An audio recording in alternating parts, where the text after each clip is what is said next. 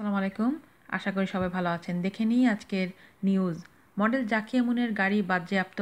Model Zakia মুনের সেই আলোচিত বিলাসবহুল পোর্শ গাড়ি বাজেয়াপ্ত করা হয়েছে। একই সঙ্গে অভিযুক্তকে ১.৫ লক্ষ টাকা ব্যক্তিগত জরিমানা আরোপ করা হয়েছে। বিষয়টি নিশ্চিত করেছে শুল্ক গোয়েন্দা বিভাগের মহাপরিচালক মইনুল খান। দীর্ঘ তদন্ত ও বিচার প্রক্রিয়া শেষে এই রায় জারি হয়েছে। শুল্ক গোয়েন্দারা শুল্ক ফাঁকির অভিযোগে গেল ৬ জুন ২০১৬ তারিখে গুলশান ১-এর রোড ৩৩ বাড়ি ১০-এর পার্কিং থেকে গাড়িটি আটক করেন। আটককালে গাড়িতে ব্রিটিশ নম্বরযুক্ত AS05AUM ছিল। ব্রিটেন থেকে কার্নেট সুবিধায় এনে শর্ত অনুযায়ী পোর্শ গাড়িটি আবার বিদেশে না নিয়ে অবৈধভাবে ব্যবহার করা হয়েছিল। এতে সরকারের প্রায় ২.২৭ কোটি টাকা ফাঁকি হয়েছে। গাড়ির মূল্য ছিল প্রায় ৩ কোটি টাকা। গাড়িটির ব্যবহারকারী ছিলেন মডেল জাকিয়া মুন।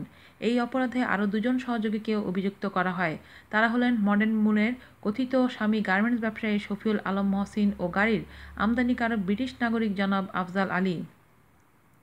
শুল্ক গোয়েন্দা অনুসন্ধান শেষে তাদের বিরুদ্ধে শুল্ক ফাঁকির অভিযোগ তৈরি করে বিচারের জন্য কাস্টমস হাউসের কমিশনারের নিকট প্রেরণ করে। কমিশনার শুল্ক আইনে প্রদত্ত তার বিচারিক প্রক্রিয়া শেষে সোমবার রায় প্রকাশ করেন।